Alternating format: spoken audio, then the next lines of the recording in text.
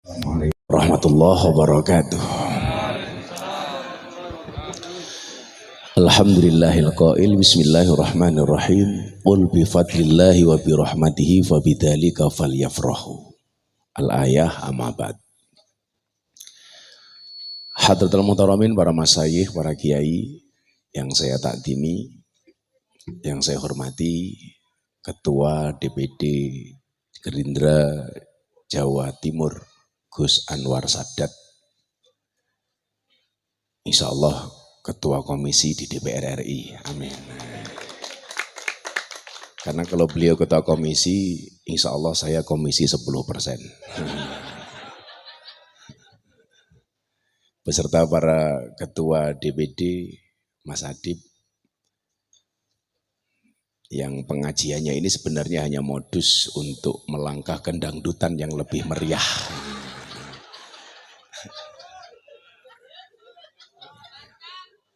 Kurang ajarnya adalah untuk ngundang kiai butuh syafaatnya Pak Ipin, gitu loh. Ternyata anggarannya untuk dangdutan sendiri. Gitu loh.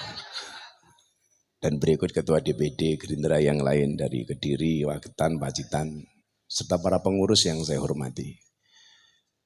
Mas Ipin, sahabat saya, insya Allah istiqomah dan konsisten tetap menjadi Bupati Trenggalek, amin. Walaupun sebenarnya ini sebagai sebuah penculikan Pak Sadat. Karena ini hari ke-12 saya nggak pulang. Ceritanya sebelum beliau berangkat ke Belanda, beliau nemui saya di rumah Jakarta setelah saya pulang bersama para gus-gus, yang kebetulan para gus ini yang kemarin banyak mendukung pasangan 02. Saya izin sama Mas Prabowo, gus-gus ini minta diumrohkan. Yaudah Gus berangkat menjelang putusan MK. Jadi tanggal 21 saya berangkat bersama para Gus untuk mendoakan keputusan terbaik dari MK. Nah pulang saya ditemui sama Mas Ipin. Gus, teman-teman partai politik di Trenggalek mau ngumpul-ngumpul, Mbak Gus Miftah datang. Saya capek Bin, dia bilang gitu. Tapi dia ngeyel, belum kirim DP. Nah, problemnya adalah kadang-kadang cuma di DP nggak ada lanjutannya gitu lah. Alasannya bolo dewe kan danjuk. Tapi saya bersyukur alhamdulillah bahwa ternyata perbedaan platform politik, perbedaan bendera partai itu tidak harus memutus tali silaturahim.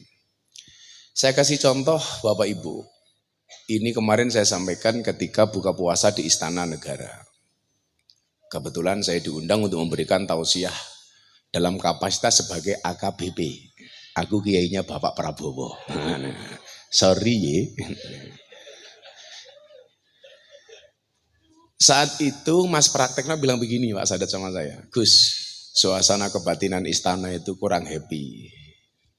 Gus Miftah happy-happy saja lah. Bagaimana kemudian ini bisa akur kembali. Bisa happy kembali. Saya kasih contoh Bapak Ibu, cerita seorang pembunuh pamannya Nabi. Ada orang yang sangat dibenci oleh Nabi namanya Wahsy. Kenapa Wahsy ini dibenci oleh Nabi? Karena dia membunuh pamannya Nabi yang dikatakan ahabban nas ila Rasulillah sallallahu alaihi wasallam. Orang yang sangat dicintai oleh Nabi. Namanya siapa? Sayyidina Hamzah. Pembunuhnya ini namanya Wahsy. Nabi ini benci banget dan gak mau ketemu. Satu saat Wahsy ini taubat dan menyatakan masuk Islam. Tentunya kalau orang dulu itu masuk Islam pasti kepada Nabi. Kalau sekarang kepada Gus Miftah. Gitu. Nah, makanya kenapa saya dikenal sebagai sosok yang banyak mengislamkan orang walaupun di teman-teman sendiri saya sering dikafirkan. Saya sering dikafir-kafirkan, tapi ironinya saya sering mengislamkan orang kafir. Lebih dari 300 orang mungkin hari ini yang masuk Islam melalui saya. Nah, akhirnya si Wahsy ini mau nggak mau ketemu Nabi. Pertanyaannya, apakah Nabi menolak? Enggak. Nabi boleh benci kepada Wahsy karena dia membunuh pamannya. Tetapi Nabi fair. Ini ada hidayah. Maka kenapa kemudian kalau kita baca ayat, laqad kana lakum fi Rasulillah uswatun hasanah. Itu lanjutannya apa? Liman kana yarjullah wal yaumal akhir. Ini ayat optimisme. Artinya optimisme itu apa? Bisa jadi bapaknya itu kafir, anaknya muslim. Bisa jadi bapaknya itu miskin, anaknya jadi orang hebat. Bisa jadi bapaknya ini preman, tapi anaknya juara TPA, juara MTQ. Itu nggak untuk kemungkinan gitu. Senajan tuh bapaknya jarang ngaji kaya Adib umpamane. Tapi umpamane loh Dip, umpamane. Kok tahu gimana? Auranya kan jelas ini. Rodok peteng titik. Tapi ya ora kena nesu Dip ora urun no. Tapi ada harapan bahwa kemudian anak kita atau generasi berikutnya itu menjadi baik. Dalam hal ini kemudian umpamanya dalam masalah politik umpamanya. Kita punya harapan. Tentunya dari semua kebaikan-kebaikan yang telah diperbuat oleh Pak Jokowi masih ada satu sisi atau bahkan beberapa sisi yang mungkin kurang. Kemudian muncul pemimpin yang baru. Ini liman kana yarjullah wal yaumal akhir. Dengan harapan kebaikan Pak Jokowi kemudian disempurnakan oleh Pak Prabowo. Atau dalam konteks Trenggalek mungkin 5 tahun pertama si Ipin menjabat masih banyak kekurangan. Kalau kita berbicara liman kana yarjullah, kita punya harapan lebih baik. Saya mendengar sekarang Trenggalek kemiskinannya katanya menurun. Menurun dari bapak ke anak-anaknya.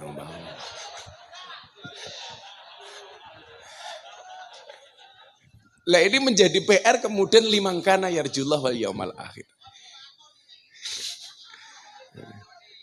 Saya bengok-bengok mesti kayak begini milih Hanis kayak gitu.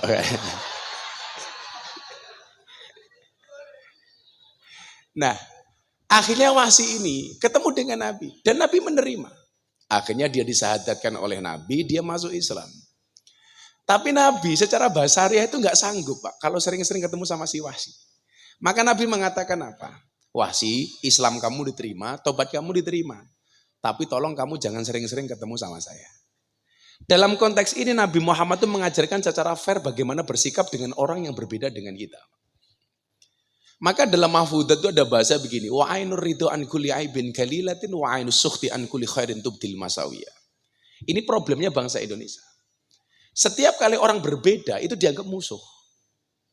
Padahal di dalam politik itu tidak ada teman abadi, tidak ada musuh abadi.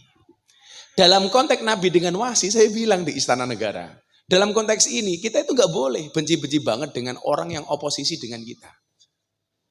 Bisa jadi orang yang oposisi dengan kita di masa lalu akan menjadi teman koalisi kita di masa depan. Atau sebaliknya. Kan begitu pemahamannya. Nah, kita tuh nggak boleh Pak, benci-benci banget, makanya kemudian Ahbib Habibaka Honam. Ya cintai orang itu ya biasa-biasa saja. Dalam konteks ini sebelum saya lanjutkan. Saya itu tertarik membantu Pak Prabowo itu kenapa Pak? Saya itu kenal dengan Pak Prabowo tahun 2014. Semua kawan-kawan saya menghujat waktu itu. Ngapain lo bantu Pak Prabowo? Sampai kemudian Pak Prabowo waktu itu janji di daerah Keraton Jogja. Beliau peluk saya, beliau bilang, Gus, saya jadi presiden, nggak jadi presiden. Saya akan datang ke tempatnya Gus Miftah.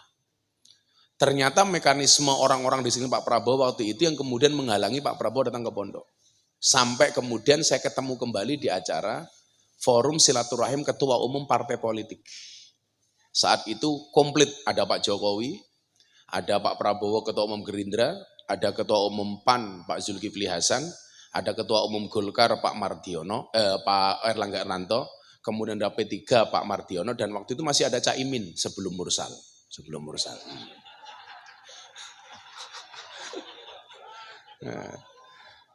Nah, Bapak saya roasting semuanya, Pak Jokowi saya roasting, Pak Prabowo saya roasting, semuanya saya roasting, termasuk Caimin.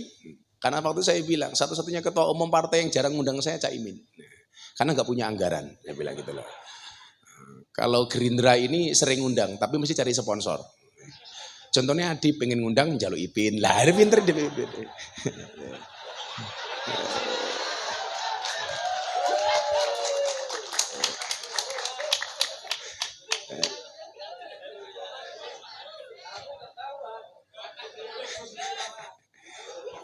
Ya. Kalau Pak Sadat tuh kalau nggak ngasih saya masih ada dalil. Ah, podo-podo santri Gus begitu. Makanya salah satu ketua partai yang bisa dalil itu ya cangkeme si Sadat itu loh bisa dalil. Gerindra mana itu loh.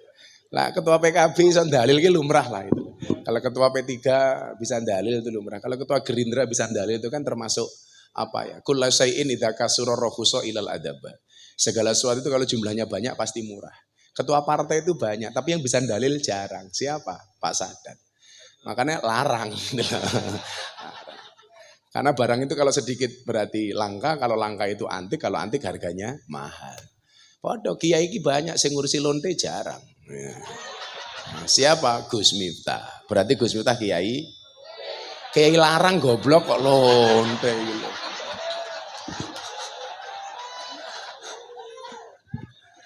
Nah, karena cita-cita Pak Ipin yang belum terlaksana sama saya itu ngumpul ke seluruh purel di pesisir gitu loh.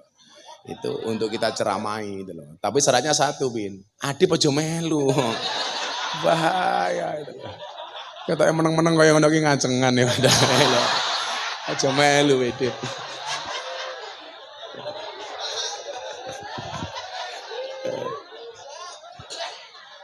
Yang kemudian saya tertarik apa Pak Sadat? Begitu beliau mengatakan, Gus, saya akan ke pondoknya Gus Miftah. Saya itu ingat betul Pak, saya itu deklarasi kembali mendukung Pak Prabowo, itu tanggal 10 April 2023. Makanya bahasa saya apa? Belum ru'yatul hilal, saya sudah isbat. Yang lain belum menyatakan apapun sama Pak Prabowo, saya sudah menyatakan dukungan kepada Pak Prabowo, 10 April. Akhirnya tanggal 3 Mei Pak Prabowo ke pondok saya. Yang membuat saya takjub adalah ketika di kamar saya beliau mengatakan begini, Gus, saya kesini tidak minta dukungan, tapi saya minta maaf. Bagi saya mohon maaf Pak, minta maaf itu berat. Walaupun sebenarnya memaafkan itu lebih berat daripada minta maaf. Dan memaafkan itu lebih terhormat daripada minta maaf. Tapi saya meyakini begini, memaafkan itu tidak akan bisa merubah masa lalu, tapi pasti bisa memperindah masa depan.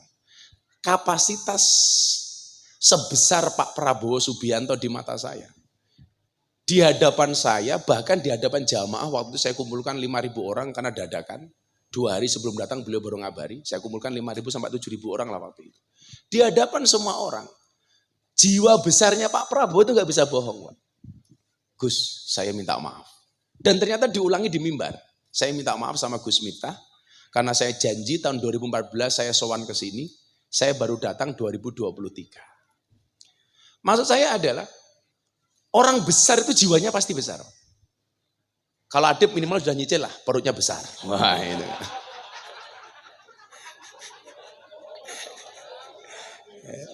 Neng ya aja gede-gede dia petengmu.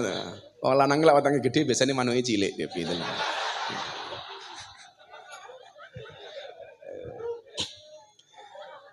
Makanya kemudian cerita Wahsy ini, Mas Ibin, Pak, saya sampaikan di Istana Negara. Ya bahkan dengan teman oposisi sekalipun kita nggak boleh benci. Ya mungkin ya sering-sering ketemu lah, kira-kira begitu. Karena ada etika, Pak, ada etika. Problemnya adalah setiap kali kita berbeda kita dianggap musuh. Contoh begini, kita itu kalau sudah seneng, Pak, seburuk apapun nggak akan nampak keburukannya. Wa ainur ridho an kulli aibin kalilatin. Orang itu kalau matanya sudah senang, maka keburukan-keburukan orang yang dia cintai tidak akan pernah nampak. Tapi sebaliknya, wa ainus sukti an kulli khairin tubdil masawiyah. Tapi orang itu kalau sudah benci, sebaik apapun kebaikannya nggak akan nampak. Makanya waktu kita belajar akidah Ahlus Sunnah, kita diajarkan wa kadzalika ja'alnakum ummatan wasaton. Menjadi umat yang wasatiyah. Wasatiyah ini baik di dalam beragama maupun berbangsa.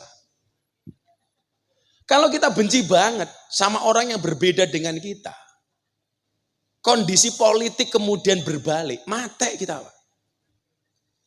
Umpamane Mas Ipin sebagai partai penguasa kok guayane ra umum. Saiki nyatane, ya ngemis-ngemis karo Gerindra Pak, itu loh.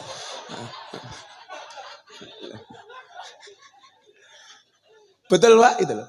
Enggak boleh kita tuh benci itu enggak boleh. Yo orang ngemis sih, ya mau minimal yang nggo ben ketok gagah moro ning Trenggalek ngundangke Gus Miftah, ngono ki wae. Kita enggak boleh. Maka baik di dalam beragama maupun berbangsa, kita punya gerakan namanya wasatiyah. Wasatiyah itu begini. Pinjam mic-nya, Le. Pinjam mic. Jadi kalau wasatiyah itu begini, Pak. Wasatiyah itu tidak ke kiri, tidak ke kanan. Dia tepat-tepat di tengahnya. Dan luar biasanya ayat ini, kalau Anda baca dalam Al-Baqarah. Al-Baqarah itu ayatnya berapa sih? 286. Dan ayat wa kadzalika ja'alnakum ummatan wasaton itu pas berada di tengah-tengah ayat surat Al-Baqarah 143. Tengah-tengahnya pas. Artinya apa? Ketika posisi kita itu berada di tengah-tengah, kita akan menjadi umat yang dicintai oleh Nabi karena Nabi mengatakan khairul umuri awsatuha. Sebaik-baik perkara itu adalah tengah-tengahnya. Maka saat itu saya punya gerakan sama Pak Jokowi yang kita launching. Namanya gerakan moderasi. Beragama dan berbangsa yang happy dan menyenangkan. Yang kemudian ketika kampanye 02 kemarin saya wujudkan dalam bentuk konser Indonesia Maju. Yang alhamdulillah Mas Sadat, ini Mas Prabowo mengendaki konser Indonesia Maju ini tetap dijalankan untuk menyampaikan program-program pemerintah dan serap aspirasi dari masyarakat. Alhamdulillah, perhatian beliau sampai segitu dalamnya. Maksud saya begini, ketika kita berbicara wasatiyah, Pak, itu tidak hanya berlaku di dalam masalah beragama, tapi juga berbangsa. Maka biasa bagi saya untuk memberikan kritikan kepada Pak Jokowi, kalau memang waktu beliau menjabat, ada yang kurang pas. Contoh, ketika beliau mengeluarkan kebijakan legalitas soal miras. Saya orang pertama kali yang kemudian mengkritik Pak Jokowi, saya kumpulkan media, kebetulan waktu itu saya punya acara di MNC Group, namanya ngobrol bareng Gus Miftah. Saya dihubung wartawan. Gimana pendapat Gus Miftah terhadap kebijakan Pak Jokowi legalitas miras? Saya bilang, saya ini orang yang mencintai Pak Jokowi. Tapi satu hal, kalau Pak Jokowi agak salah, ya saya harus berani. Watawasobil haq, watawasobil sober. Maka waktu itu bahasa saya apa? Bapak Presiden Jokowi yang terhormat, saya Miftah Maulana Habibur Rahman. Dengan ini tegas menolak kebijakan Presiden soal miras, soal legalitas miras. Kenapa? Karena keharaman khamr dalam Al-Quran itu qat'i. Qat itu apa? Mutlak. Tidak bisa ditawar-tawar. Tidak bisa ditawar-tawar. Apalagi persoalan haram. Karena idza jatama'a bainal halal wal haram ghulibal haram. Perkara halal sama haram kok dicampur. Itu yang menang siapa? Yang haram. Contoh, daging wedhus sekintal dicampur dengan daging celeng sekilo. Itu tetap saja semuanya menjadi haram. Jadi kamu jangan ngakali, vodka segelas mau campur Fanta sak botol umpamanya. Tetap haram, Dip, tetap haram gitu.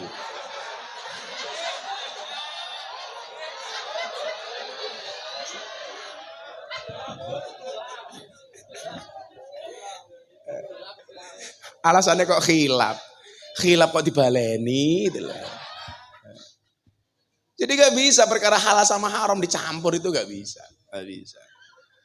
Makanya dalam konteks itu sebelum saya lanjutkan, teman-teman politisi ini harus pintar-pintar ngitung. Ini mana pemasukan pendapatan kita yang betul-betul halal.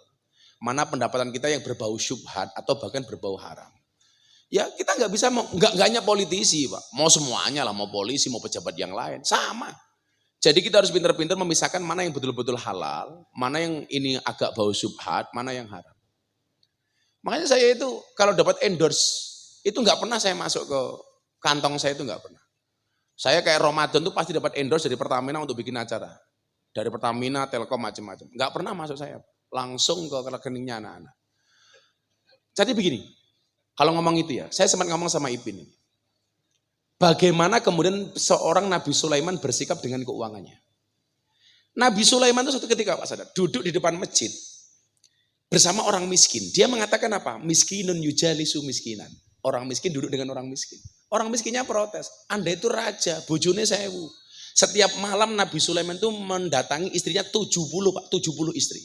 Jajal. Oh. Kuat Pak, kuat itu loh. Jadi setiap pagi dia keramas. Ya kalau kelasnya Adib ya NKTA lah, nafsu kuda tenaga ayam lah.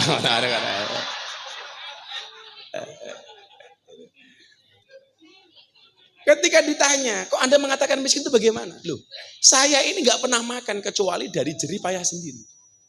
Makanya kenapa wa inna nabiyallah Dawud alaihissalam kana yaqulu wa yasrabu bi amaliyati. Maksud saya begini, Anda tuh politisi kalau bisa ya punya sampingan. Nah, tidak hanya mengandalkan gaji sebagai anggota DPR. Tidak hanya mengandalkan kunjungan kerja.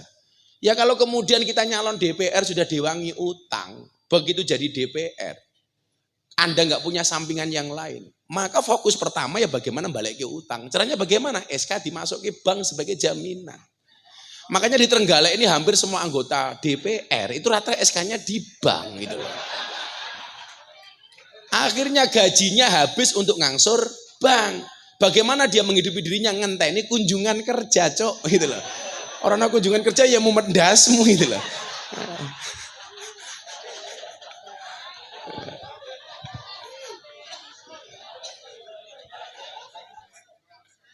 Gitu loh. Orangnya ya teko, ya teko.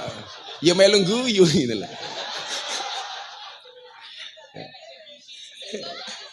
Saya nggak usah dibisi Pak, wah saya itu berpengalaman di bidangnya kok itu loh. Makanya saya bilang sama Ipin lah, mau gawe Bupati Trenggalek iki enteng pin aku gawe presiden wae iso kok. Lah. Ya makanya perlu dipisah. Makanya Nabi Sulaiman itu mohon maaf disuap sama ratu kaya cantik namanya Bilqis, dibawain ratusan kintal emas. Sampai kerajaannya Sulaiman diketawain. Bagaimana cara ngetawainnya si Sulaiman? Dia bikin gerobak untuk narik kuda yang terbuat dari emas. Balkis kaget, Pak. Dia membungkus emas untuk kado Sulaiman supaya dia senang. Ternyata sama Sulaiman dinyek. Emas yang di kerajaan Sulaiman di wadah teletong macam-macam. Tapi sebaliknya, satu ketika Nabi Sulaiman itu pernah mendapatkan hadiah dari semut, sebutir gula. Kenapa semut ini berterima kasih kepada Sulaiman? Karena semut ini berterima kasih saat pasukan Sulaiman jalan, semutnya bisik-bisik sama pasukannya. Semut, semuanya minggir. Raja Sulaiman mau lewat, jangan sampai kita diinjak-injak oleh Nabi Sulaiman dan pasukannya. Nabi Sulaiman mendengar, akhirnya apa? Membelokkan pasukannya sehingga tidak nginjak-injak semut. Sehingga semut ini tahadus bin nikmah, idkhalus surur, berterima kasih kepada Nabi Sulaiman dengan cara memberikan sebutir gula. Sulaiman, saya ingin berterima kasih kepada Anda. Ini ada gula, tolong diterima. Diterima sama Nabi Sulaiman, Pak. Satu butir nasi, semut datang dari bawah naik ke atas sampai mulutnya diberi. Maka saya itu bilang sama istri, kok ada jamaah ngeyel secara ikhlas nyalami saya. Saya itu kan jarang banget salam tempel dari jamaah. Maka saya pengajian gak pernah ada kotak infak. Karena saya punya prinsip, saya mangan duitnya jamaah 10.000. Itu dosanya luwih gede daripada aku ngapusi Ipin 100 juta. Loh, iya Pak itu loh. Jamaah 10.000 itu sak mung-munge gitu loh. Lah Ipin yo rada enteng lah gitu loh. Senajan lagi mau di DP kelanjutan rong jelas aku ya ora paham lah gitu loh. Ya ora dilunasi yo tagih ning akhirat pin. Gitu loh. Ternyata diterima. Artinya apa? Usahamu di rumah umpamanya Pak Sadat sebagai ketua komisi besok amin. Umpamanya komisi 7 bidang energi. Wow, itu loh. Kalau besok ketua komisi 7 saya akan teriak wow. Kalau sekarang ya, weh gitu ya. Aku ngalah apa-apaan saya iki. Itu tetap saja harus punya usaha sambilan. Yang ini benar-benar kehalalannya tidak diragukan. Momennya gawe angkringan, gawe warung klien. Ini nggak bisa diabaikan, Pak. Nggak bisa diabaikan. Karena saya sendiri kenapa saya itu mendukung secara mutlak Pak Prabowo. Sampai orang mengatakan begini, Gus, kalau saya bilang begini, Gus, gila sampai Pak Prabowo kalah, awakmu mesti dibidikan utama, Gus. Saya punya prinsip begini, Pak. Pemimpin itu yang paling ideal, sudah selesai dengan dirinya sendiri baru jadi pemimpin. Kaya baru jadi pemimpin itu lebih baik daripada jadi pemimpin baru kaya. Dan kalau kategorinya itu ya mohon maaf Pak Prabowo itu sudah finish by himself. Sudah selesai dengan dirinya sendiri. Nabi Muhammad itu jadi pengusaha kaya raya usia 25 tahun menikah dengan mas kawin 20 ekor unta. Baru kemudian usia 40 tahun jadi khalifah jadi nabi. Idealnya seperti itu. Pak Prabowo saja yang sudah kaya jadi presiden usahanya masih banyak. Artinya kita yang jadi anggota DPR yo hasil kunjungan kerjamu ki mau manfaatke lah tinggi warung lah buka pecel lele orang mau buka room karaoke tok. Kunjungan kerja oleh sangu malah nggih ngerom elingono anak meneng omah ki pas-pasan cok itu loh. Rungono tenan iki.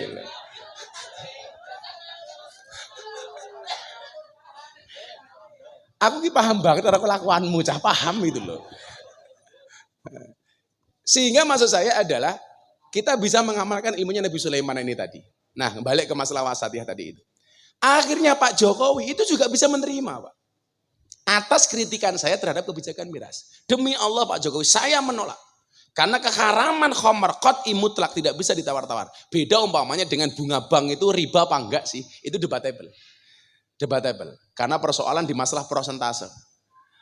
Ini halal apa haram, apa boleh, itu masih debatable. Makanya kemudian kita masih menggunakan transaksi perbankan dan lain sebagainya. Kalau kita mengatakan bank itu haram mutlak, ya mudar Pak itu loh. Uang duit gaji melalui transaksi saja masih bisa dikorupsi, apalagi enggak kan begitu.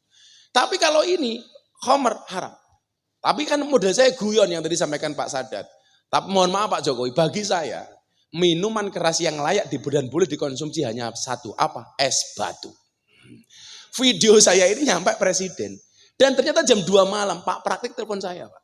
Gus, kritikan Gus minta didengarkan sama presiden, besok pagi kebijakan presiden soal legalitas miras akan dicabut. Pak Jokowi juga tidak anti kritik. Maka hari itu kemudian nama saya trending nomor 2. Nomor 1 perceraian Wulan Guritno, trending nomor 2 Gus Miftah. Wow. Nomor 1 Pak Sadat, trendingnya Wulan Guritno waktu itu kasus perceraian. Nomor 2 Gus Miftah, menunggu berakhirnya masa iddah Wulan Guritno. Nah, maka dalam konteks Pak Prabowo, ketika orang mengatakan bahwa saham Gus Miftah pemenangan Pak Prabowo besar, mau jadi menteri dan sebagainya. Enggak Pak. Bagi saya hari ini enggak penting kita yang mendukung Pak Prabowo itu dapat jabatan apa, dapat posisi apa, enggak penting. Lebih penting dari itu, aham mubih itu apa? Yang lebih penting dari itu adalah memastikan bahwa program-program Pak Prabowo bisa berjalan sesuai dengan yang dikampanyekan. Itu bagi saya lebih penting. Makanya kemudian saya punya istilah wani milih, wani nagih. Di hadapan Pak Prabowo ketika ngabuburit buka puasa di hadapan partai politik PAN waktu itu, saya menyampaikan begini. Demi Allah Pak Prabowo, saya orang yang memilih Bapak, pintu surga bagi kami akan sangat terbuka manakala Bapak yang mendapatkan amanah atas pilihan kami, menjalankan amanat sebagai presiden dengan sebaik-baiknya, membawa kemakmuran, keadilan untuk bangsa dan negara Indonesia. Tapi sebaliknya, kalau Bapak tidak menjadi presiden yang baik dan tidak amanah, maka pintu neraka bagi kami juga sangat terbuka. Karena saya mohon maaf, ditanya sama orang, Gus pengen jadi menteri? Enggak. Pak Prabowo itu ngomong persoalan menteri agama dengan saya Pak, jauh hari sebelum terpilih Pak. Saya mengatakan, Mas, saya enggak butuh jadi menteri agama. Kenapa Gus? Repot, harus potong rambut, kepenak. Gitu. Yang kedua nggak bisa belusukan di lokalisasi, kan juga pantas Pak, menteri agama kecampur londe kan pantas itu loh. Yang ketiga, laku dari menteri agama, Ipin dan masyarakat Trenggalek ini seneng ya mau menjelok pengajian gratis kabeh. Kaya bojone Gus Loh umpamane, repot aku. Makanya saya nggak mau, saya nggak usah. Tapi bagi saya kemudian, ketika melihat Pak Prabowo menjalankan programnya dengan baik, contoh makan siang. Saya bilang sama Mas Prabowo, saya itu gampang Mas, jualan jenengan soal makan siang. Apalagi komunitas saya ini mayoritas NU. Kalau ngomong soal makan gratis, NU ki gudangi Mas itu loh. Maka saya curiga jangan-jangan Pak Prabowo itu bikin program makan gratis itu nyontoh NU Pak itu loh. Karena kan NU titik-titik mangan tadi itu loh. Yasinan mangan, tahlilan mangan, manakipan mangan, solawatan mangan. Tonggone loro njaluk didongake mangan. Ndelalah sing loro mati, mangan meneh itu loh. Makanya kalau seperti soal body saya yakin Adib ini pasti NU itu loh. Kemangan, terus tangi gede Pak itu loh. Tapi ya gue mau manuke cilik itu loh.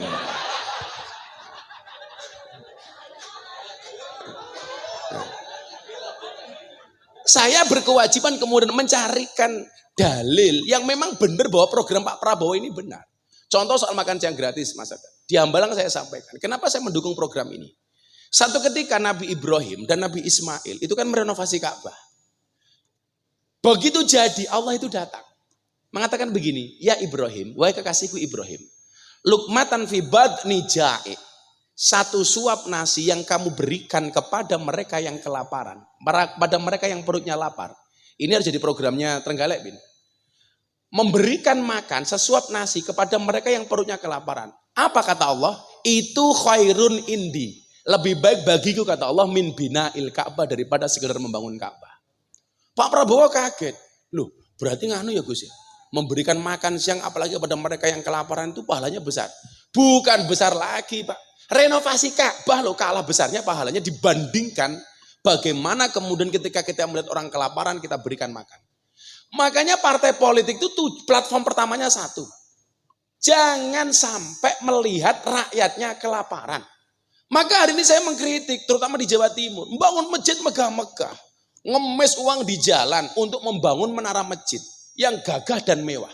Untuk apa arti menara masjid itu mewah dan gagah, sementara melihat orang lain kelaparan kita diam. Makanya zaman Nabi, menara itu fungsinya apa? Untuk melihat orang sekitar masjid yang kelaparan, untuk diberikan makan.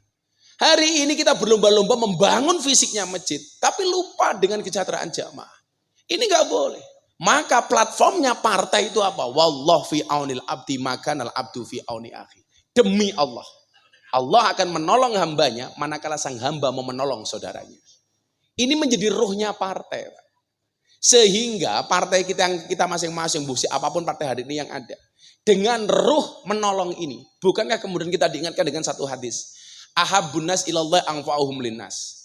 Manusia yang paling dicintai oleh Allah itu yang paling bermanfaat. Kemudian dilanjutkan wa ahabbul a'mali ilallah sururun tudkhiluhu ala muslim taksifu anhu kurbatan au takdi anhu dainan au tatrudu anhu ju'an.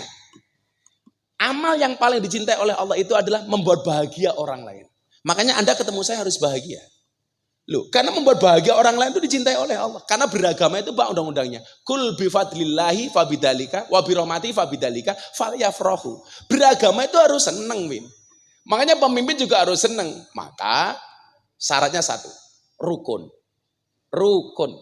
Bagaimana kemudian kita diingatkan ketika Badui marah-marah setelah dia kencing di dalam masjid, kemudian ditegur oleh semua sahabat yang tidak menegur hanya Kanjeng Nabi. Nabi hanya mengatakan itu uyuwe Badui diresi'i. Begitu bersih, Nabi justru tersinggung dengan doanya Badui. Kenapa? Karena selesai dia dibersihkan air kencingnya, Baduinya berdoa begini. Allahumarhamni wa Muhammadan walatarham ma'ana ahadan. Allah berikanlah rahmatmu hanya kepadaku dan hanya kepada Muhammad saja. Yang lain gak usah kamu kasih rahmatmu ya Allah. Nabi Muhammad malah tersinggung Pak. Nabi mengatakan apa? Laqad tahajjar tawasian. Kalau caranya seperti ini kamu itu mempersempit rahmatnya Allah. Kita itu jangan egois mentang-mentang orang Gerindra, mentang-mentang orang PD, mentang-mentang orang PKB. Seolah-olah rahmatnya Allah itu hanya untuk orang Gerindra. Mergo Gerindra hari ini menang, PDI ra usah lah gitu. Tapi dengan hadirnya Mas Ipin hari ini kita menunjukkan bahwa agama mang rahmatan lil alamin. Buktine wong abang ditampa ning kandange Gerindra. Lah. Kita nggak boleh egois Pak, seolah-olah yang berhak mendapatkan rahmatnya Allah itu NU tok, Muhammadiyah ora. Kita egois. Walatar hamma ana ahadan, itu nggak boleh. Ini rahmat harus untuk semuanya. Maka mudah-mudahan dengan pertemuan sore hari ini, kebetulan saya itu berpuasa, puasa Daud. Saya tadinya berencana mengakhiri puasa Daud saya di 2024. Karena saya puasa Daud dari tahun 2016, sudah 8 tahun.